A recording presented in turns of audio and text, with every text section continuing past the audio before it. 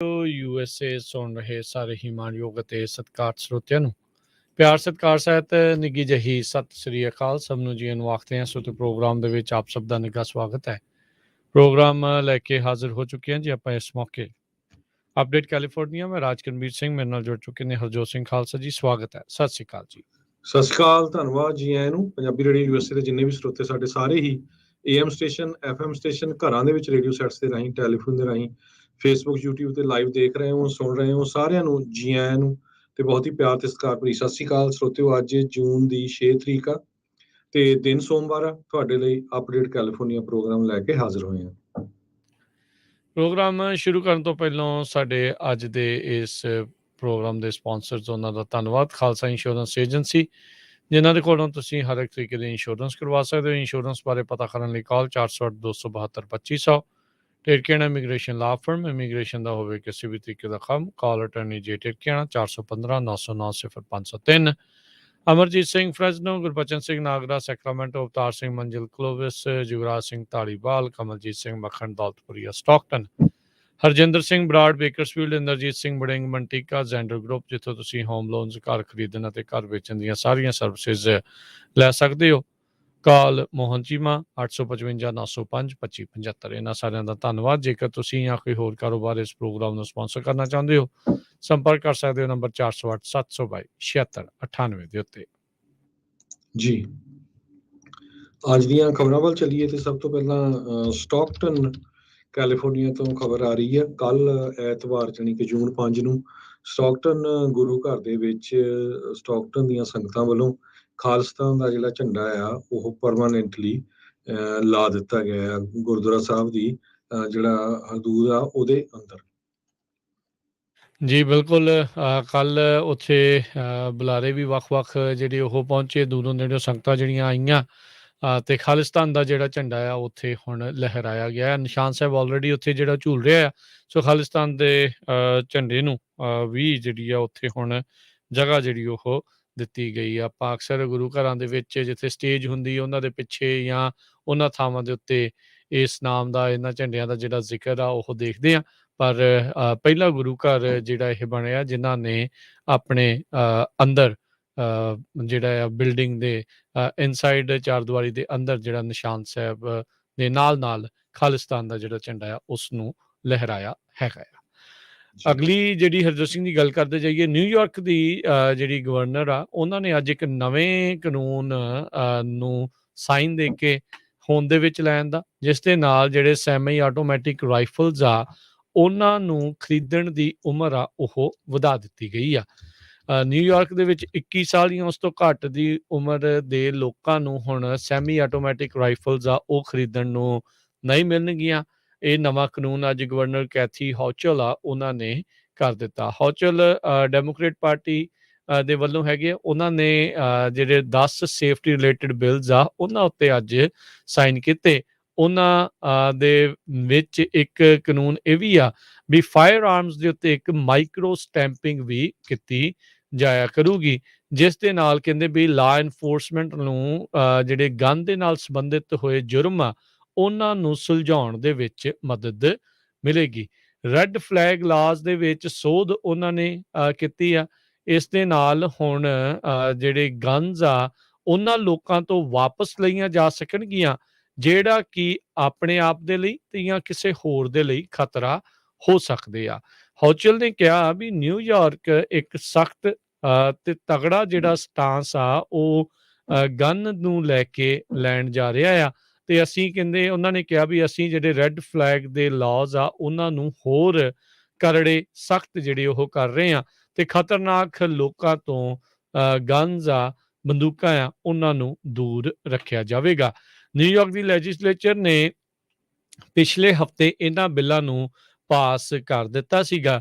ਇਹ ਬਿੱਲ ਉਦੋਂ ਹਰਜੋਤ ਸਿੰਘ ਜੀ ਲਿਆਂਦੇ ਗਏ ਆ ਜਦ ਟੈਕਸਸ ਦੇ ਵਿੱਚ ਇੱਕ ਰਾਮਸ ਨਾਂ ਦੇ ਪੁਰਾਣੇ ਉਸ ਸਕੂਲ ਦੇ ਵਿਦਿਆਰਥੀ ਦੇ ਦੁਆਰਾ ਉਸੇ ਸਕੂਲ ਦੇ 19 ਜਿਹੜੇ ਮਾਸੂਮ ਬੱਚੇ ਤੇ 2 ਜਿਹੜੇ ਅਧਿਆਪਕ ਆ ਉਹਨਾਂ ਦੀ ਹੱਤਿਆ ਕਰ ਦਿੱਤੀ ਗਈ ਸੀ ਤੇ ਬਫਲੋ ਦੇ ਵਿੱਚ ਉਸ ਤੋਂ ਪਹਿਲਾਂ 10 ਜਿਹੜੇ ਆ ਕਾਲੇ ਮੂਲ ਦੇ ਲੋਕਾਂ ਦੀ ਹੱਤਿਆ ਕੀਤੀ ਗਈ ਸੀ ਇੱਕ ਰੇਸਿਸਟ ਅਟੈਕ ਦੇ ਵਿੱਚ। ਸੋ ਉਸ ਤੋਂ ਬਾਅਦ ਦੇ ਵਿੱਚ ਨਿਊਯਾਰਕ ਨੇ ਗਨ ਕਾਨੂੰਨਾਂ ਦੇ ਵਿੱਚ ਇਹ ਸੋਧਾਂ ਤੇ ਕੁਝ ਨਵੀਆਂ ਚੀਜ਼ਾਂ ਲਿਆਂਦੀਆਂ ਨੇ।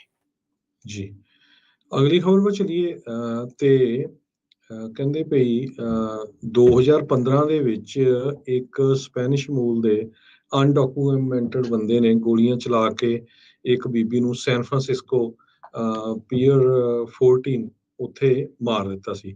ਇਸ ਤੋਂ ਪਹਿਲਾਂ ਉਹ 5 ਵਾਰ ਡਿਪੋਰਟ ਹੋ ਚੁੱਕਾ ਸੀ ਤੇ ਇਸ ਦਾ ਨੈਸ਼ਨਲ ਮੀਡੀਆ ਦੇ ਵਿੱਚ ਬਹੁਤ ਜ਼ਿਆਦਾ ਰੌਲਾ ਰੱਪਾ ਪਿਆ ਸੀ। ਕੇਟ ਸਟਿਨਲੇ 32 ਸਾਲਾਂ ਦੀ ਬੀਬੀ ਸੀ, ਜਿਸ ਨੂੰ ਹੋਜ਼ੇ ਇਨਸ ਗਰਸੀਆ ਜ਼ਰਾਟੇ ਉਸ ਨੇ ਗੋਲੀਆਂ ਮਾਰ ਕੇ ਮਾਰ ਦਿੱਤਾ ਸੀ ਤੇ ਅੱਜ ਜੱਜ ਨੇ ਇੰਨੇ ਸਾਲਾਂ ਬਾਅਦ ਉਸ ਨੂੰ 7 ਸਾਲ ਦੀ ਸਜ਼ਾ ਸੁਣਾਈ ਹੈ ਤੇ 7 ਸਾਲ ਉਹ ਆਲਰੇਡੀ ਸਰਵ ਕਰ ਚੁੱਕਾ ਹੈਗਾ। ਸੋ ਲੋਕਾਂ ਦੇ ਵਿੱਚ ਗੁੱਸਾ ਵੀ ਆ, ਖਾਸ ਕਰਕੇ ਕੈਲੀਫੋਰਨੀਆ ਦੇ ਸੈਨ ਫਰਾਂਸਿਸਕੋ ਦੇ ਅਟਾਰਨੀ ਜਨਰਲ ਨੂੰ ਲੈ ਕੇ ਤੇ ਸੈਨ ਫਰਾਂਸਿਸਕੋ ਦੇ ਵਿੱਚ ਆਲਰੇਡੀ ਵਿਰੋਧ ਆ, ਉਹਦਾ ਰੀਕਾਲ ਚੱਲ ਰਿਹਾ ਹੈਗਾ ਤੇ ਉਹਦੀ ਪੋਜੀਸ਼ਨ ਵਾਲੀ ਗੁੱਡ ਨਹੀਂ ਹੈਗੀ। ਸੋ ਬਹੁਤ ਸਾਰੇ ਲੋਕ ਇਹ ਕਹਿ ਰਹੇ ਆ ਵੀ ਦੇਖੋ ਸਜ਼ਾ ਦਿੱਤੀ ਇੱਕ ਤਾਂ ਇੰਨੀ ਲੇਟ ਦਿੱਤੀ ਤੇ ਉੱਤੋਂ ਬਹੁਤੀ ਘੱਟ ਦਿੱਤੀ। ਸੋ ਕੀ ਹੋਊਗਾ, ਕਹਿੰਦੇ ਵੀ ਇਹਨੂੰ ਛੱਡ ਕੇ ਹੁਣ ਰਿਪੋਰਟ ਕੀਤਾ ਜਾਊਗਾ, ਮੁੜ ਕੇ ਉਹ ਫੇਰ ਆ ਸਕਦਾ ਹੈਗਾ ਆ।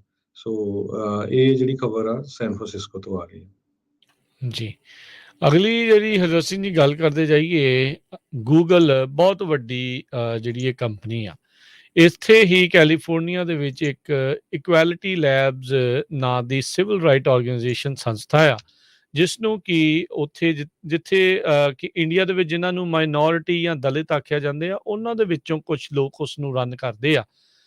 ਦਲਿਤ ਅਮਰੀਕਨ ਐਕਟਿਵਿਸਟ ਥੈਨਮੋਜ਼ੀ ਸੁੰਦਰਾ ਰਾਜਨ ਉਹ ਐਗਜ਼ੀਕਿਊਟਿਵ ਡਾਇਰੈਕਟਰ ਹੈਗੀ ਇਕੁਐਲਿਟੀ ਲੈਬਸ ਦੀ। ਇਸ ਨੂੰ ਗੂਗਲ ਦੇ ਵਿੱਚ ਸੱਦਾ ਦਿੱਤਾ ਗਿਆ ਸੀਗਾ ਕੁਝ ਸਮਾਂ ਪਹਿਲਾਂ, ਦਲਿਤ ਹਿਸਟਰੀ ਮੰਥ ਦੇ ਵਿੱਚ ਇੱਕ ਗੱਲਬਾਤ ਦੇ ਲਈ ਸੱਦਿਆ ਗਿਆ ਸੀ, ਟਾਕ ਕਰਨ ਦੇ ਲਈ। ਗੂਗਲ ਨਿਊਜ਼ ਦੀ ਜਿਹੜੀ ਹੈ ਇਹਨਾਂ ਨੇ ਇਹ ਟਾਕ ਬਾਅਦ ਦੇ ਵਿੱਚ ਕਹਿੰਦੇ ਆ ਵੀ ਕੈਂਸਲ ਕਰ ਦਿੱਤੀ ਗਈ, ਕਿਉਂਕਿ ਇਸ ਦੀ ਸੰਸਥਾ ਤੇ ਇਸ ਬੀਬੀ ਦੇ ਬਾਰੇ ਕਾਫੀ ਡਿਸਇਨਫੋਰਮੇਸ਼ਨ ਜਿਹੜੀ ਆ ਉਹ ਫੈਲਾਈ ਗਈ। ਕਹਿੰਦੇ ਵੀ ਮਾਮਲਾ ਇੱਥੋਂ ਤੱਕ ਵੱਧ ਗਿਆ ਵੀ ਗੂਗਲ ਨਿਊਜ਼ ਦੇ ਜਿਹੜੇ ਪ੍ਰੋਜੈਕਟ ਮੈਨੇਜਰ ਤਨੂਜਾ ਗੁਪਤਾ ਆ, ਉਹਨਾਂ ਨੇ ਆਪਣਾ ਅਸਤੀਫਾ ਜਿਹੜਾ ਉਹ ਦੇ ਦਿੱਤਾ, ਕਿਉਂਕਿ ਉਹਨਾਂ ਨੇ ਹੀ ਇਸ ਐਕਟਿਵਿਸਟ ਨੂੰ ਸੱਦਿਆ ਸੀਗਾ। ਕਹਿੰਦੇ ਵੀ ਅੰਦਰ ਖਾਤੇ ਕਾਸਟਿਜ਼ਮ ਜਿਹੜਾ ਕਾਸਟਿਸਟ ਤੇ ਹੌਸਟਾਈਲ ਵਰਕਪਲੇਸ ਪ੍ਰੈਕਟਿਸਿਸ ਦੇ ਚੱਲਦੇ ਗੂਗਲ ਦੇ ਉੱਚ ਅਧਿਕਾਰੀਆਂ ਦੇ ਉੱਤੇ ਇਹ ਦਬਾਅ ਪਾਇਆ ਗਿਆ ਵੀ ਦਲਿਤ ਹਿਸਟਰੀ ਮੰਥ ਦੇ ਵਿੱਚ ਜਿਹੜੀ ਦਲਿਤ ਅਮਰੀਕਨ ਐਕਟਿਵਿਸਟ ਸੌਂਦਰਾ ਰਾਜਨ ਹੈਗੀ ਆ, ਉਸ ਨੂੰ ਨਾ ਸੱਦਿਆ ਜਾਵੇ। ਇਸੇ ਕਰਕੇ ਇਸ ਨੂੰ ਕੈਂਸਲ ਕਰ ਦਿੱਤਾ ਗਿਆ ਆ। 2 ਜੂਨ ਨੂੰ ਆਈ ਇੱਕ ਪ੍ਰੈਸ ਰਿਲੀਜ਼ ਦੇ ਵਿੱਚ ਇਹ ਜਿਹੜਾ ਉਹ ਦੱਸਿਆ ਗਿਆ ਸੀਗਾ ਵੀ ਜਿਹੜੀ ਕਾਸਟ ਨੂੰ ਲੈ ਕੇ ਇਸ ਟਾਈਮ ਉੱਥੇ ਅੰਦਰ ਕੰਮ ਕਰ ਰਹੇ ਜਿਹੜੇ ਗੂਗਲ ਦੇ ਜਿਹੜੇ ਭਾਰਤ ਤੋਂ ਖਾਸ ਕਰਕੇ ਆਏ ਆ ਤੇ ਆਪਣੇ ਆਪ ਨੂੰ ਉੱਚ ਸ਼੍ਰੇਣੀ ਦੇ ਜਾਂ ਉੱਚ ਜਾਤੀ ਦੇ ਜਿਹੜੇ ਉਹ ਮੰਨਦੇ ਆ, ਉਹਨਾਂ ਦਾ ਦਬਾਅ ਬਹੁਤ ਜ਼ਿਆਦਾ ਵਧਿਆ ਪਿਆ ਆ। ਕਹਿੰਦੇ ਵੀ ਇਸ ਤਰੀਕੇ ਦੇ ਨਾਲ ਕੈਲੀਫੋਰਨੀਆ ਦੇ ਵਿੱਚ ਗੂਗਲ ਦੇ ਵਿੱਚ ਜਿਹੜੀ ਕਾਸਟ ਦੀ ਬਿਗਟਰੀ ਹਰਾਸਮੈਂਟ ਇਸ ਕੰਪਨੀ ਦੇ ਵਿੱਚ ਪੂਰੇ ਪਰਬਲ ਦੇ ਉੱਤੇ ਜ਼ੋਰ ਸ਼ੋਰ ਦੇ ਨਾਲ ਚੱਲ ਰਹੀ ਆ। ਕੁਛ ਸਮਾਂ ਪਹਿਲਾਂ ਹਰਜੋਤ ਸਿੰਘ ਜੀ ਇੱਕ ਹੋਰ ਨਿਊਜ਼ ਰਿਪੋਰਟ ਆਈ ਸੀ, ਆਈ ਥਿੰਕ ਸਿਸਕੋ ਦੇ ਬਾਬਤ, ਉਸ ਦੇ ਵਿੱਚ ਵੀ ਇਹ ਪਰਦਾਫਾਸ਼ ਹੋਇਆ ਸੀ ਵੀ ਕਿਸ ਤਰੀਕੇ ਦੇ ਨਾਲ ਕਿਸ ਤਰੀਕੇ ਦੇ ਨਾਲ ਉੱਥੇ ਵੀ ਜਿਹੜੇ ਆਪਣੇ ਆਪ ਨੂੰ ਉੱਚ ਜਾਤੀ ਦੇ ਸਮਝਦੇ ਆ, ਉਹ ਦਲਿਤਾਂ ਦੇ ਨਾਲ ਖਾਸ ਕਰਕੇ ਜਿਹੜੇ ਭਾਰਤੀ ਮੂਲ ਦੇ ਆ, ਉਹਨਾਂ ਦੇ ਨਾਲ ਮਾੜਾ ਵਿਵਹਾਰ ਤੇ ਉਹਨਾਂ ਦੀ ਪ੍ਰਮੋਸ਼ਨ ਤੇ ਇਦਾਂ ਦੀਆਂ ਚੀਜ਼ਾਂ ਦੇ ਉੱਤੇ ਰੋਕ ਲਾ ਰਹੇ ਆ, ਉਹਨਾਂ ਨੂੰ ਉੱਥੇ ਨੱਪ ਰਹੇ ਆ। ਇਹ ਜਿਹੜੀਆਂ ਡਿਵੈਲਪਮੈਂਟਸ ਆ ਫਿਰ ਵਾਸ਼ਿੰਗਟਨ ਪੋਸਟ ਨੇ ਰਿਪੋਰਟ ਕੀਤੀਆਂ ਸੀਗੀਆਂ। ਸੋ ਸੁੰਦਰਾ ਰਾਜਨ ਨੇ ਕਿਹਾ ਵੀ ਡਿਸਕ੍ਰਿਮੀਨੇਟਰੀ ਕਲੇਮਸ ਜਿਹੜੇ ਗੂਗਲ ਦੇ ਵਿੱਚ ਹੀ ਉਹਨੂੰ ਸਾਹਮਣਾ ਕਰਨਾ ਪਿਆ ਤੇ ਇਵੈਂਚੁਅਲੀ ਅਖੀਰ ਦੇ ਵਿੱਚ ਇਹਦੀ ਜਿਹੜੇ ਸਿਵਲ ਰਾਈਟਸ ਦੀ ਇਵੈਂਟ ਹੋਣੀ ਸੀ ਦਲਿਤ ਹਿਸਟਰੀ ਮੰਥ ਦੇ ਵਿੱਚ, ਉਸ ਨੂੰ ਗੂਗਲ ਨੇ ਕੈਂਸਲ ਕਰ ਦਿੱਤਾ। ਸੋ ਹੁਣ ਤੁਸੀਂ ਦੇਖ ਲਓ ਵੀ ਰਾਜਕਵੀਰ ਸਿੰਘ ਜੀ, ਆਪਾਂ ਇੰਡੀਆ ਦੇ ਵਿੱਚ ਤਾਂ ਕਹਿੰਦੇ ਰਹਿੰਦੇ ਆ ਵੀ ਮਿਨੋਰਟੀਜ਼ ਦੇ ਨਾਲ ਧੱਕਾ ਹੁੰਦਾ, ਤੇ ਹੁਣ ਅਮਰੀਕਾ 'ਚ ਵੀ ਦੇਖ ਲਓ ਵੀ ਦਲਿਤ ਬੀਬੀ ਸੀਗੀ, ਇਸ ਨੇ ਲੈਕਚਰ ਕਰਨਾ ਸੀ ਤੇ ਉਸ ਨੂੰ ਗੂਗਲ ਦੇ EMPLOYEEਆਂ ਨੇ ਕੰਪਲੇਨ ਕੀਤਾ ਵੀ ਜੀ ਐਂਟੀ ਹਿੰਦੂ ਹੈ, ਇਸ ਕਰਕੇ ਇਹਨੂੰ ਬੋਲਣ ਨਾ ਦਿੱਤਾ ਜਾਵੇ, ਤੇ ਉਹਨਾਂ ਨੇ ਨਾ ਵੀ ਕਰ ਦਿੱਤੀ। ਇਹ ਅਪ੍ਰੈਲ 18 ਨੂੰ ਹੋਇਆ ਸੀ, ਉਹਨਾਂ ਲੈਕਚਰ ਕਰਨਾ ਸੀ ਦਲਿਤ ਹਿਸਟਰੀ ਮੰਥ ਦੇ ਵਿੱਚ ਗੂਗਲ ਤੇ ਗੂਗਲ ਦੇ CEO ਸੁੰਦਰ ਪਿਚਈ ਉਸ ਨੂੰ ਵੀ ਉਸਨੇ ਚਿੱਠੀ ਲਿਖੀ ਵੀ ਅਸੀਂ ਦੋਨੋਂ ਹੀ ਤਾਮਿਲ ਆ, ਪਰ ਉਹ ਕਹਿੰਦੀ ਬ੍ਰਾਹਮਣ ਆ ਤੇ ਮੈਂ ਦਲਿਤ ਹੈਗੀ ਆ। ਪਰ ਵੀ ਮੈਨੂੰ ਉੱਥੇ ਬੋਲਣ ਦਾ ਮੌਕਾ ਦਿੱਤਾ ਜਾਵੇ ਵੀ ਜੇ ਇੰਨਾ ਵਿਰੋਧ ਹੋ ਰਿਹਾ ਤੇ ਤਾਂ ਕਿ ਮੈਂ ਐਕਸਪਲੇਨ ਕਰ ਸਕਾਂ ਵੀ ਕਿਸ ਤਰ੍ਹਾਂ ਦਲਿਤ ਦੇ ਨਾਲ ਜਿਹੜਾ ਧੱਕਾ ਹੁੰਦਾ ਹੈਗਾ ਪੂਰੀ ਦੁਨੀਆ 'ਚ। ਪਰ ਕਈ ਚੰਗੇ ਲੋਕ ਵੀ ਹੁੰਦੇ ਆ। ਤਨੂਜਾ ਗੁਪਤਾ ਜਿਹੜੀ ਮੈਨੇਜਰ ਸੀ ਗੂਗਲ ਦੀ ਸੀਨੀਅਰ ਮੋਸਟ, ਉਸਨੇ ਰਿਜ਼ਾਈਨ ਕਰਤਾ, ਕਹਿੰਦੀ ਵੀ ਮੈਂ ਇਦਾਂ ਦੀ ਕੰਪਨੀ 'ਚ ਨਹੀਂ ਕਰਨਾ ਚਾਹੁੰਦੀ ਕੰਮ ਜਿੱਥੇ ਅਮਰੀਕਾ ਵਿੱਚ ਆ ਕੇ ਵੀ ਦਲਿਤਾਂ ਨਾਲ ਇੰਨਾ ਜ਼ਿਆਦਾ ਧੱਕਾ ਹੁੰਦਾ ਹੈਗਾ ਆ। ਇਹੀ ਨਹੀਂ ਇੱਕ ਬੁਲਾਰੇ ਨੂੰ ਨਹੀਂ ਬੋਲਣ ਦਿੱਤਾ ਜਾਂਦਾ। ਇਹੀ ਨਹੀਂ ਹੋਇਆ ਚਲੋ। ਹਰਜੋਤ ਸਿੰਘ ਜੀ, ਤਨੂਜਾ ਗੁਪਤਾ ਦੇ ਅਸਤੀਫਾ ਦੇਣ ਦੇ ਪਿੱਛੇ ਕਾਰਨ ਹੋਰ ਵੀ ਸੀਗਾ। 7 ਗੂਗਲ ਦੇ ਉੱਚ ਅਧਿਕਾਰੀਆਂ ਨੇ ਕੰਪਨੀ ਦੇ ਲੀਡਰਸ ਨੂੰ ਤੇ ਗੁਪਤਾ ਨੂੰ ਖੁਦ ਈਮੇਲਾਂ ਲਿਖੀਆਂ, ਕਹਿੰਦੇ ਭੜਕਾਊ ਭਾਸ਼ਾ ਦੇ ਵਿੱਚ ਵੀ ਤੁਸੀਂ ਇਹ ਕੀ ਜਿਹੜਾ ਕੰਮ ਆ ਉਹ ਕਰਨ ਲੱਗੇ ਆ ਕਿ ਉਹ ਤੁਸੀਂ ਇਸ ਬੀਬੀ ਨੂੰ ਇੱਕ ਹਿਸਾਬ ਦੇ ਨਾਲ ਮੌਕਾ ਦੇ ਰਹੇ ਹੈਗੇ ਆ। ਸੋ ਕਾਸਟ ਇਕੁਇਟੀ ਨੂੰ ਲੈ ਕੇ ਹੁਣ ਇੱਕ ਨਵਾਂ ਵਿਵਾਦ, ਨਵਾਂ ਜਿਹੜਾ ਆ ਉਹ ਚੱਲ ਰਿਹਾ ਆ। ਜਿੰਨੇ ਮਰਜ਼ੀ ਯੋਗਾ, ਬਾਲੀਵੁੱਡ ਦੁਨੀਆ ਭਰ ਦੇ ਵਿੱਚ ਇਹ ਵੰਡੀ ਜਾਣ, ਪਰ ਉਹਨਾਂ ਦੀ ਉਹ ਜਿਹੜੀਆਂ ਕਰਤੂਤਾਂ ਆ ਉਹ ਬਾਹਰਲੇ ਮੁਲਕਾਂ ਦੇ ਵਿੱਚ ਇਸ ਟਾਈਮ ਪਹੁੰਚ ਚੁੱਕੀਆਂ ਆ ਤੇ ਭਾਰਤ ਇਸ ਮਾਮਲੇ ਦੇ ਵਿੱਚ ਨੰਗਾ ਚਿੱਟਾ ਹੋ ਰਿਹਾ ਆ। ਸੋ ਇਸ ਚੀਜ਼ ਦੀ ਬਹੁਤ ਲੜਾਈ ਆ। ਇਹ ਮਾਣ ਤਾਂ ਬਹੁਤ ਕਰਦੇ ਨੇ, ਬਹੁਤ ਵੱਡੇ ਇਸ਼ਤਿਹਾਰ ਤੇ ਗੱਲਾਂ ਜਿਹੜੀਆਂ ਉਹ ਕਰਦੇ ਆ ਵੀ ਦੇਖੋ ਜੀ ਇੱਕ ਭਾਰਤੀ ਐਡੀ ਵੱਡੀ ਕੰਪਨੀ ਨੂੰ ਲੀਡ ਕਰ ਰਿਹਾ ਆ ਤੇ ਲੀਡ ਕਰਕੇ ਭਾਈ ਪਹੁੰਚਾ ਕਿੱਥੇ ਰਹੇ ਹੋ ਤੁਸੀਂ? ਇਹਨਾਂ ਕੰਪਨੀਆਂ ਦਾ ਬੇੜਾ ਗਰਕ ਕਰਨ ਡਏ ਹੋ। ਇਹ ਹੋਈ ਕੀ ਜਾ ਰਿਹਾ ਹੈਗਾ ਆ। ਸੋ ਇਹ ਇਕੱਲਾ ਇਹਨਾਂ ਦਾ ਹੀ ਨਹੀਂ, ਓਵਰਆਲ ਵੀ ਆਪਣਾ ਡਾਇਵਰਸਿਟੀ ਦਾ ਕਿੰਨਾ ਇੱਥੇ ਰੌਲਾ ਵੈਸੇ ਹੀ ਅਮਰੀਕਾ ਦੀਆਂ ਕੰਪਨੀਆਂ ਦੇ ਵਿੱਚ ਪੈਂਦਾ ਰਹਿੰਦਾ ਆ। ਉੱਤੋਂ ਇੱਕ ਹੁਣ ਨਵਾਂ ਐਂਗਲ ਕਾਸਟਿਜ਼ਮ ਦਾ ਉਹ ਅਮਰੀਕਾ ਦੀਆਂ ਕੰਪਨੀਆਂ ਦੇ ਵਿੱਚ ਆ ਗਿਆ ਆ।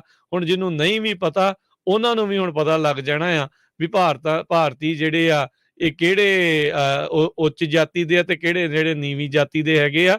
ਇਹ ਦੇਖੋ ਹੁਣ ਕਿੱਡੀ ਗੱਲ ਆ। ਹੁਣ ਗਾਂ ਕਿਸੇ ਗੋਰਿਆਂ ਨੇ ਤੁਹਾਨੂੰ ਕਈਆਂ ਨੇ ਪੁੱਛਿਆ ਕਰਨਾ, ਅੱਛਾ ਤੁਸੀਂ ਦਲਿਤ ਤਾਂ ਨਹੀਂ, ਅੱਛਾ ਤੁਸੀਂ ਬ੍ਰਾਹਮਣ ਤਾਂ ਨਹੀਂ, ਏਦਾਂ ਦੀਆਂ ਗੱਲਾਂ ਹੋਣ ਲੱਗ ਜਾਣੀਆਂ। ਫਿਰ ਇਵੈਂਚੁਅਲੀ ਇਸ ਸੁਸਾਇਟੀ ਦੇ ਡਾਊਨਫਾਲ ਦੀ ਗੱਲ ਆ। ਜੀ, ਸੋ ਬਿਲਕੁਲ 25 ਤੋਂ 30% ਮਾਰਕੀਟ ਜਿਹੜੀ ਗੂਗਲ ਦੀ ਇੰਡੀਆ ਦੇ ਵਿੱਚ ਉਹਨਾਂ ਲੋਕਾਂ ਦੀ ਆ ਜਿਹੜੇ ਕਾਸਟ ਵੇਸਟ, ਜਿਨ੍ਹਾਂ ਨੂੰ ਧੱਕਾ ਕੀਤਾ ਜਾਂਦਾ, ਜਿਨ੍ਹਾਂ ਦੇ ਨਾਲ ਓਪਰੈਸਟ ਕੀਤਾ ਜਾਂਦਾ, ਜਿਨ੍ਹਾਂ ਨੂੰ ਸੋ ਇਹਨਾਂ ਨੂੰ ਸੋਚਣਾ ਚਾਹੀਦਾ ਹੈਗਾ। 2018 ਦੇ ਵਿੱਚ ਇਕੁਇਟੀ ਲੈਬਸ ਨੇ ਸਰਵੇ ਕੀਤਾ ਸੀ 1500 ਲੋਕਾਂ ਦਾ ਕਾਸਟ ਦੇ ਉੱਤੇ USA ਦੇ ਵਿੱਚ, ਜਿਹੜੇ ਇੰਡੀਆ ਤੋਂ ਇੱਥੇ ਆਏ ਆ। 52% ਜਿਹੜੇ ਦਲਿਤ ਮੂਲ ਦੇ ਲੋਕ ਆ ਤੇ 25% ਸ਼ੂਦਰ, ਉਹਨਾਂ ਨੇ ਫਿਕਰ ਜਤਾਇਆ ਸੀ ਕਿ ਜੇ ਸਾਡੀ ਜਾਤ ਦਾ ਕਿਤੇ ਪਤਾ ਲੱਗ ਜਾਏ ਕਿਸੇ ਹੋਰ ਨੂੰ ਜਿਹੜੇ ਕੰਮ ਕਰਦੇ ਹੈਗੇ ਆ ਤੇ ਸਾਨੂੰ ਇਹ ਬਹੁਤ ਜ਼ਿਆਦਾ ਅਫੈਕਟ ਕਰੂਗਾ। ਸੋ ਦੇਖੋ ਅਮਰੀਕਾ ਦੇ ਵਿੱਚ ਆ ਕੇ ਵੀ ਇਹ ਜਿਹੜਾ ਡਰ ਵਾਲਾ ਮਾਹੌਲ ਆ, ਜਿਹੜੇ ਇੰਡੀਆ ਵਾਲੇ ਭਰਤੀ ਕੀਤੇ ਜਾਂਦੇ ਆ ਕੰਪਨੀਆਂ 'ਚ, ਉਹ ਇਦਾਂ ਦਾ ਕੰਮ ਕਰ ਰਹੇ ਹੈਗੇ।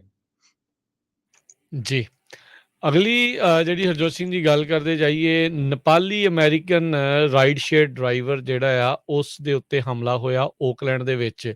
ਸਾਗਰ ਟਮੰਗ 25 ਸਾਲਾਂ ਦਾ ਸੀਗਾ। ਕਹਿੰਦੇ ਵੀ ਉਸ ਦੇ ਨਾਲ ਇੰਨੀ ਕੁ ਭੈੜੀ ਕੁੱਟਮਾਰ ਹੋਈ ਵੀ ਇਹ ਬੇਹੋਸ਼ ਹੀ ਜਿਹੜਾ ਉਹ ਹੋ ਗਿਆ।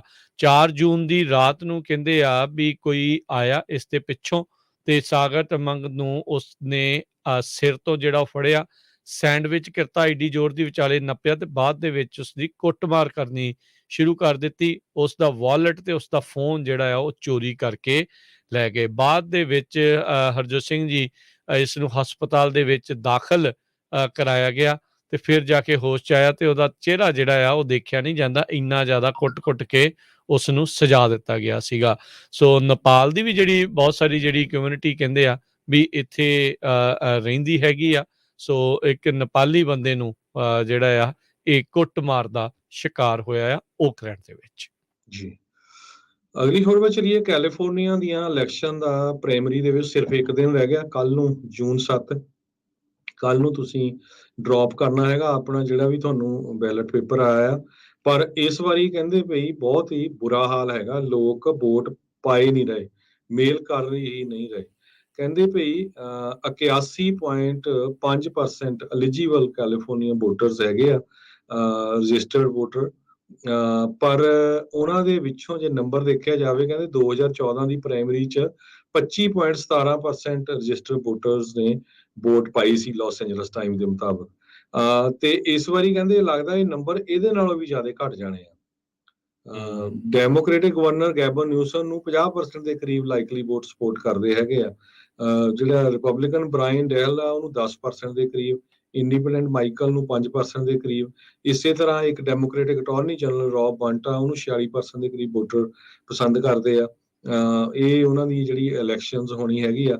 ਸੋ ਪਰ ਇਹ ਇੱਕ ਬਹੁਤ ਵੱਡਾ ਫਿਕਰ ਹੈਗਾ ਡੈਮੋਕ੍ਰੇਸੀ ਦੇ ਵਿੱਚ ਵੀ ਜੇ 25% ਲੋਕ ਵੀ ਜਿਹੜੇ ਰਜਿਸਟਰ ਵੋਟ ਨਹੀਂ ਪਾਉਂਦੇ ਤੇ ਫਿਰ ਉਹ ਕਿੱਦਾਂ ਦੀ ਆਪਾਂ ਉਹਨੂੰ ਡੈਮੋਕ੍ਰੇਸੀ ਮੰਨ ਸਕਦੇ ਹੈਗੇ। ਜੀ ਕਹਿੰਦੇ ਵੀ ਇਸ ਵਾਰ ਪ੍ਰਾਇਮਰੀ ਦੇ ਵਿੱਚ ਸ਼ਾਇਦ 15% ਸੋ ਫਾਰ 15% ਰਜਿਸਟਰਡ ਵੋਟਰ ਆ, ਉਹਨਾਂ ਨੇ ਬੈਲਟ ਪਾਏ ਆ ਮੰਡੇ ਆਫਟਰਨੂਨ ਤੱਕ। ਸੋ ਇੱਕ ਦਿਨ ਦਾ ਰਹਿ ਗਿਆ। ਤੁਹਾਡੇ ਘਰਾਂ 'ਚ ਬੈਲਟ ਦੇਖੋ, ਪੂਰੇ ਕੈਲੀਫੋਰਨੀਆ ਸਾਰਿਆਂ ਦੇ ਘਰਾਂ 'ਚ ਬੈਲਟ ਪਹੁੰਚੇ ਆ ਰਜਿਸਟਰਡ ਵੋਟਰ ਦੇ। ਵੋਟ ਪਾ ਕੇ ਤੁਹਾਡੇ ਇਰਦ ਗਿਰਦ ਸੈਰ ਕਰਨ ਜਾਂਦੇ ਆ ਨਾ, ਵੋਟ ਹੇਅਰ, ਇੱਥੇ ਤਾਂ ਬੈਲਟ ਡ੍ਰੌਪ ਬਾਕਸਿਸ ਜਿਹੜੇ ਆ ਉਹਦਾ ਸਾਧਨ ਵੀ ਹੈਗਾ ਆ। ਸੋ ਭਾਈ ਵਰਤੋ ਉਸ ਆਪਣੀ ਵੋਟ ਦੀ ਜਿਹੜੀ ਤਾਕਤ ਆ ਉਸ ਨੂੰ, ਜਿਹੜਾ ਤੁਸੀਂ ਵਰਤੋ।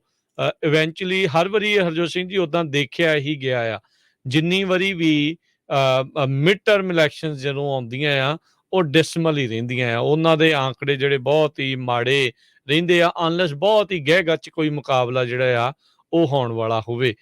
ਇਹ ਤਾਂ ਮਿਡ ਟਰਮ ਦੀਆਂ ਪ੍ਰਾਇਮਰੀਜ਼ ਆ, ਸੋ ਉਹਦੇ ਵਿੱਚ ਉਹਦੇ ਤੋਂ ਵੀ ਭੈੜਾ ਹਸ਼ਰ ਜਿਹੜਾ ਆ ਉਹ ਹੋ ਰਿਹਾ ਹੈਗਾ। ਸੋ ਦੇਖੋ ਅੱਗੇ ਕੀ ਬਣਦਾ ਆ। ਪਰ ਇਹ ਆ ਵੀ ਜਿਹੜੇ ਵੀ ਤੁਸੀਂ ਪਾਰਟੀ ਨੂੰ ਬਿਲੋਂਗ ਕਰਦੇ ਆ, ਤੁਹਾਡੀਆਂ ਵੀ ਪਾਰਟੀ ਦੀਆਂ ਪ੍ਰਾਇਮਰੀ ਇਲੈਕਸ਼ਨਸ ਹੋਣਗੀਆਂ। ਸੋ ਉਸ ਹਿਸਾਬ ਦੇ ਨਾਲ ਆਪਣੀ ਵੋਟ ਦਾ ਭੁਗਤਾਨ ਜਿਹੜਾ ਉਹ ਕਰੋ।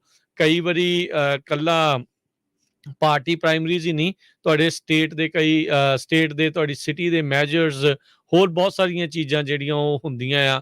ਕੋਈ ਜੱਜ ਦੀ ਹੁੰਦੀ, ਕੋਈ ਸ਼ੈਰਿਫ ਦੀ ਹੁੰਦੀ ਆ। ਸੋ ਧਿਆਨ ਦੇ ਨਾਲ ਦੇਖ ਕੇ ਆਪਣੀ ਜਿਹੜੀ ਵੋਟ ਆ ਉਸ ਨੂੰ ਜ਼ਰੂਰ ਪਾਵੋ। ਜੀ, ਅਗਲੀ ਖਬਰ ਇੰਗਲੈਂਡ ਤੋਂ ਆ ਰਹੀ ਹੈ। ਇੰਗਲੈਂਡ ਦੇ ਪ੍ਰਾਈਮ ਮਿਨਿਸਟਰ ਬੋਰਿਸ ਜੌਨਸਨ ਉਹ ਜਿਹੜੀ ਉਹਨਾਂ ਦੀ ਨੋ ਕੌਨਫੀਡੈਂਸ ਵੋਟ ਆ ਉਹਨੂੰ ਸਰਵਾਈਵ ਕਰ ਗਏ। ਜੀ, 41% ਉਹਨਾਂ ਦੇ ਜਿਹੜੇ MP ਆ ਉਹਨਾਂ ਨੇ ਵੀ ਸਪੋਰਟ ਨਹੀਂ ਕੀਤੀ, ਨੋ ਕੌਨਫੀਡੈਂਸ ਸ਼ੋ ਕੀਤਾ, ਪਰ ਓਵਰਆਲ ਉਹ ਜਿਹੜੇ ਆ ਸਰਵਾਈਵ ਕਰ ਗਏ ਹੈਗੇ। ਜੀ, ਜੌਨਸਨ ਨੇ ਆਪਣੀ ਪਾਰਟੀ ਓਨਲੀ ਸੀਕ੍ਰੇਟ ਬੈਲਟ ਦੇ ਵਿੱਚ 148 ਦੇ ਮੁਕਾਬਲੇ 211 ਵੋਟਾਂ ਜਿਹੜੀਆਂ ਉਸ ਨੂੰ ਪਈਆਂ। 180 ਵੋਟਾਂ ਚਾਹੀਦੀਆਂ ਹੁੰਦੀਆਂ ਆ ਉਸ ਨੂੰ ਆਫਿਸ ਦੇ ਵਿੱਚ ਰਹਿਣ ਦੇ ਲਈ। ਸੋ ਉਹ ਉਸ ਆંકੜੇ ਨੂੰ ਤਾਂ ਜਿਹੜਾ ਉਹ ਪਾਰ ਕਰ ਗਿਆ ਹੈਗਾ। ਪਰ ਕਹਿੰਦੇ ਵੀ ਨੋ ਕੌਨਫੀਡੈਂਸ ਵੋਟ ਦੇ ਨਾਲ ਉਸ ਦਾ ਜਿਹੜਾ ਸਿਆਸੀ ਕੱਦ ਆ ਉਹ ਜ਼ਰੂਰ ਘਟਿਆ ਹੈਗਾ ਆ। ਸੋ ਉੱਦਾਂ ਉਹਨਾਂ ਨੇ ਕਿਹਾ ਵੀ ਇਹ ਤਾਂ ਇੱਕ ਸ਼ਰੇਡ ਹੀ, ਜਿਹੜੀ ਉਸਦੇ ਸਾਥੀ ਨੇ ਕਿਹਾ ਵੀ ਹੋਈ ਆ। ਨੋ ਕੌਨਫੀਡੈਂਸ ਵੋਟ ਵੀ ਤਾਂ ਹੀ ਹੁੰਦੀ ਹੈ ਜੇ ਤੁਹਾਡੀ ਪਾਰਟੀ ਦੇ 15% ਜਿਹੜੇ MP ਹੁੰਦੇ ਆ ਉਹ ਕਹਿਣ ਵੀ ਹਾਂ ਸਾਨੂੰ ਇਹਦੇ ਵਿੱਚ ਬਹੁਤਾ ਭਰੋਸਾ ਨਹੀਂ ਰਿਹਾ ਹੈਗਾ। ਸੋ ਇਵੈਂਚੁਅਲੀ ਸੋ ਇਹ ਲੂਜ਼ ਤਾਂ ਜਿਹੜਾ ਉਹ ਕੀਤਾ ਆ। ਕਈ ਤਾਂ ਹਰਜੋਤ ਸਿੰਘ ਜੀ ਇਹ ਕਹਿ ਰਹੇ ਆ ਵੀ ਕਿਸ ਤਰੀਕੇ ਦੇ ਨਾਲ ਵੀ ਇਹਨੇ ਜਾਣਾ ਤਾਂ ਹੈਗਾ, ਹੁਣ ਇਹ ਨਹੀਂ ਪਤਾ ਵੀ ਕਦੋਂ ਦੇਖੋ ਇਦਾਂ ਦੀ ਨੌਬਤ ਆਉਂਦੀ ਆ ਜਾਂ ਨਹੀਂ। ਅਗਲੀ ਜਿਹੜੀ ਹਰਜੋਤ ਸਿੰਘ ਦੀ ਗੱਲ ਕਰਦੇ ਜਾਈਏ, ਪ੍ਰਾਊਡ ਬॉयਜ਼ ਦੇ ਜਿਹੜੇ ਲੀਡਰ ਟੈਰੀਓ ਤੇ ਨਾਲ ਉਸਦੇ 4 ਹੋਰ ਸਾਥੀ, ਉਹਨਾਂ ਦੇ ਉੱਤੇ ਸੈਡੀਸ਼ੀਅਸ ਕੌਨਸਪੀਰੇਸੀ ਦੇ ਜਿਹੜੇ ਦੋਸ਼ ਆ ਉਹਨਾਂ ਤਹਿਤ ਚਾਰਜ ਕੀਤਾ ਗਿਆ ਆ ਡਿਪਾਰਟਮੈਂਟ ਆਫ ਜਸਟਿਸ ਦੇ ਦੁਆਰਾ। ਸੋ ਸੈਡੀਸ਼ੀਅਸ ਜਿਹੜੀ ਸੈਡੀਸ਼ਨ ਆ, ਕਹਿੰਦੇ ਵੀ ਇਸ ਤਰੀਕੇ ਦੀ ਕੌਨਸਪੀਰੇਸੀ ਹੁੰਦੀ ਆ, ਅਨਲਾਫੁਲ ਐਕਟ, ਜਿੱਦਾਂ ਇਨਸਰੈਕਸ਼ਨ ਵੀ, ਤਖਤਾ ਪਲਟਣ ਵਾਲੀ ਜਿਹੜੀਆਂ ਗੱਲਾਂ ਆ, ਉੱਦਾਂ ਦੇ ਜਿਹੜੇ ਚਾਰਜਿਸ ਆ ਇਹਨਾਂ ਉੱਤੇ ਹੁਣ ਪ੍ਰਾਊਡ ਬॉयਜ਼ ਦੇ ਲੀਡਰ ਦੇ ਉੱਤੇ ਲਾਏ ਗਏ ਆ। ਇਹ ਫਾਰ ਰਾਈਟ ਪ੍ਰਾਊਡ ਬॉयਜ਼ ਗਰੁੱਪ ਜਿਹੜਾ ਉਹ ਹੈਗਾ ਆ, ਇਹ 6 ਜਨਵਰੀ ਨੂੰ ਜਿਹੜੀ ਹਿੰਸਾ ਵਾਪਰੀ ਸੀਗੀ ਕਾਂਗਰਸ ਦੇ ਉੱਤੇ, ਕਾਂਗਰਸ ਦੇ ਵਿੱਚ, ਉਸ ਨੂੰ ਲੈ ਕੇ ਇਹ ਚਾਰਜਿਸ ਲਗਾਏ ਗਏ ਨੇ। ਜੀ, ਬਹੁਤ ਸਾਰੇ ਲੋਕ ਰਾਜਕਵੀਰ ਸਿੰਘ ਜੀ ਆਪਣੇ ਆਫਿਸ ਕਾਲਾਂ ਕਰ ਰਹੇ ਆ ਵੀ ਪ੍ਰਕਾਸ਼ ਸਿੰਘ ਬਾਦਲ ਜਿਹੜੇ ਚੀਫ ਮਿਨਿਸਟਰ ਆ ਉਹਨਾਂ ਦੀ ਕੰਡੀਸ਼ਨ ਬਾਰੇ ਦੱਸੋ। ਜੋ ਲੇਟੈਸਟ ਖਬਰ ਇਹੀ ਆ ਵੀ ਉਹਨਾਂ ਦੀ ਹਾਲਤ ਬਿਗੜੀ ਹੋਈ ਆ, ਕਹਿੰਦੇ ਕਾਫੀ PGI ਦੇ ਵਿੱਚ ਦਾਖਲ ਕਰਾਇਆ ਗਿਆ ਆ। ਤੇ ਸ਼ਾਮ ਨੂੰ ਜਿਹੜੀਆਂ ਖਬਰਾਂ ਹੋਣੀਆਂ ਹੈਗੀਆਂ ਆਪਣੀਆਂ ਬਲਤੇਜ ਪੰਨੂ ਉਹਨਾਂ ਦੇ ਨਾਲ, ਉਸ ਟਾਈਮ ਦੇ ਉੱਤੇ ਜੇ ਕੋਈ ਅਪਡੇਟ ਆਈ ਉਹ ਜ਼ਰੂਰ ਪ੍ਰਵੀਨ ਸ਼ਰਮਾ ਜੀ ਉਹ ਤੁਹਾਡੇ ਨਾਲ ਸਾਂਝੀਆਂ ਕਰਨਗੇ। ਜੀ, ਸਮਾਂ ਵੀ ਹੁਣ ਆਪਣੇ ਅੱਜ ਦੇ ਪ੍ਰੋਗਰਾਮ ਦਾ ਇੱਥੇ ਹੀ ਸਮਾਪਤ ਹੈਗਾ ਆ। ਤੇ ਜਾਣ ਤੋਂ ਪਹਿਲਾਂ ਜੇ ਤੁਹਾਨੂੰ ਅੱਜ ਸਟਾਕ ਮਾਰਕੀਟ ਦਾ ਹਾਲ ਦੱਸਦੇ ਜਾਈਏ, ਅੱਜ ਸਟਾਕ ਮਾਰਕੀਟ ਵੀਕਐਂਡ ਤੋਂ ਬਾਅਦ 'ਚ ਖੁੱਲ੍ਹੀ ਤਕਰੀਬਨ ਉੱਥੇ ਹੀ ਰਹੀ। ਡਾਓ ਜੋਨਸ 16 ਪੁਆਇੰਟ ਵਧਿਆ 32,916 ਤੇ ਬੰਦ ਹੋਇਆ। S&P 13 ਪੁਆਇੰਟ ਵੱਧ ਕੇ 4121 ਤੇ। ਨੈਸਡੈਕ 49 ਪੁਆਇੰਟ ਵੱਧ ਕੇ 12,061 ਤੇ। ਸੋਨੇ ਦਾ ਭਾਅ $1842 ਪ੍ਰਤੀ ਆਉਂਸ। ਕੱਚੇ ਤੇਲ ਦੀ ਕੀਮਤ $118 ਪ੍ਰਤੀ ਬੈਰਲ। 10 ਈਅਰ ਯੀਲਡ 3.05% ਦੇ ਉੱਤੇ ਤੇ ਬਿਟਕੋਇਨ $30,057 ਦੇ ਬਰਾਬਰ ਰਿਹਾ। $1 ਦੀ ਕੀਮਤ ਇੰਡੀਆ ਦੇ 77 ਰੁਪਏ ਤੇ 79 ਪੈਸੇ ਦੇ ਬਰਾਬਰ ਰਹੀ ਆ। $1 ਦੀ ਕੀਮਤ ਕੈਨੇਡਾ ਦੇ $1 ਤੇ 26 ਸੈਂਟ ਦੇ ਬਰਾਬਰ ਰਹੀ ਆ। ਜਾਂਦੇ ਜਾਂਦੇ ਇੱਕ ਵਾਰੀ ਫੇਰ ਦੱਸਦੇ ਜਾਈਏ, ਇਸ ਸ਼ਨੀਚਰਵਾਰ ਨੂੰ ਆਪਣੇ ਪੰਜਾਬੀ ਕਲਚਰ ਸੈਂਟਰ USA ਤੇ ਪੰਜਾਬੀ ਰੇਡੀਓ USA ਦਾ ਜਿਹੜਾ ਸਟੂਡੀਓ ਹੈਗਾ ਆ ਫ੍ਰਿਜ਼ਨੋ ਦੇ ਵਿੱਚ 2125 ਨਾਰਥ ਵਾਰਟਨ ਐਵਨਿਊ, ਉੱਥੇ ਦੁਪਹਿਰ ਨੂੰ 1 ਵਜੇ ਤੋਂ ਲੈ ਕੇ 3 ਵਜੇ ਤੱਕ ਸਰਦਾਰ ਅਜਮੇਰ ਸਿੰਘ ਜੀ ਆ ਰਹੇ ਆ। ਉੱਥੇ ਉਹ ਆਪਣਾ ਲੈਕਚਰ ਦੇਣਗੇ। ਸੋ ਜਿੰਨੇ ਵੀ ਸਾਡੇ ਸਰੋਤੇ ਆ ਉਹਨਾਂ ਨੂੰ ਸੁਣਨਾ ਚਾਹੁੰਦੇ ਆ, ਜ਼ਰੂਰ 1 ਵਜੇ ਤੋਂ ਲੈ ਕੇ 3 ਵਜੇ। ਪਹਿਲਾਂ ਆਪਾਂ ਸਮਾਂ ਸਵੇਰ ਦਾ ਰੱਖਿਆ ਸੀ, ਪਰ ਬਹੁਤ ਸਾਰੇ ਸਰੋਤਿਆਂ ਨੇ ਕਿਹਾ ਵੀ ਕਈ ਵਾਰੀ ਗੁਰਦੁਆਰਾ ਸਾਹਿਬ ਕਿਸੇ ਦੇ ਪ੍ਰੋਗਰਾਮ ਹੁੰਦੇ, ਵਿਆਹ ਆ ਜਾਂ ਕੁਛ, ਦੁਪਹਿਰ ਨੂੰ ਰੱਖੋ। ਇਸ ਕਰਕੇ ਉਹ ਸਮਾਂ ਆਪਾਂ 1 ਵਜੇ ਤੋਂ ਲੈ ਕੇ 3 ਵਜੇ ਰੱਖਿਆ। ਤੇ ਜ਼ਰੂਰ 2125 ਨਾਰਥ ਵਾਰਟਨ ਐਵਨਿਊ ਫ੍ਰਿਜ਼ਨੋ। ਤੇ ਜੇ ਤੁਸੀਂ ਫ੍ਰਿਜ਼ਨੋ ਦੇ ਵਿੱਚ ਐਪ ਦੇ ਉੱਤੇ ਗੂਗਲ ਤੇ ਸਰਚ ਕਰੋਗੇ ਪੰਜਾਬੀ ਰੇਡੀਓ USA, ਤੇ ਉਹ ਤੁਹਾਨੂੰ ਬਿਲਕੁਲ ਉੱਥੇ ਲੈ ਜਾਊਗਾ। ਸੋ ਹੁਣ ਟਾਈਮ ਨੋਟ ਕਰ ਲਿਓ, 1 ਵਜੇ ਤੋਂ ਲੈ ਕੇ 3 ਵਜੇ ਤੱਕ, ਜੂਨ 11 ਨੂੰ ਸ਼ਨੀਚਰਵਾਰ ਨੂੰ। ਤੇ ਉੱਥੇ ਜ਼ਰੂਰ ਪਹੁੰਚੋ ਤੇ ਉਹਨਾਂ ਦੇ ਵਿਚਾਰ ਸਰਵਣ ਕਰੋ। ਜੀ, ਹੁਣ ਲੈਂਦੇ ਹਾਂ ਜੀ ਇਜਾਜ਼ਤ ਮੇਰੇ ਰਾਜਕਨਵੀਰ ਸਿੰਘ ਵੱਲੋਂ ਤੇ ਹਰਜੋਤ ਸਿੰਘ ਵੱਲੋਂ। ਤੁਹਾਨੂੰ ਸਭ ਨੂੰ ਪਿਆਰ ਭਰੀ ਸਤਿ ਸ਼੍ਰੀ ਅਕਾਲ ਜੀ। ਸੁਣਦੇ ਰਹੋ ਪੰਜਾਬੀ ਰੇਡੀਓ US।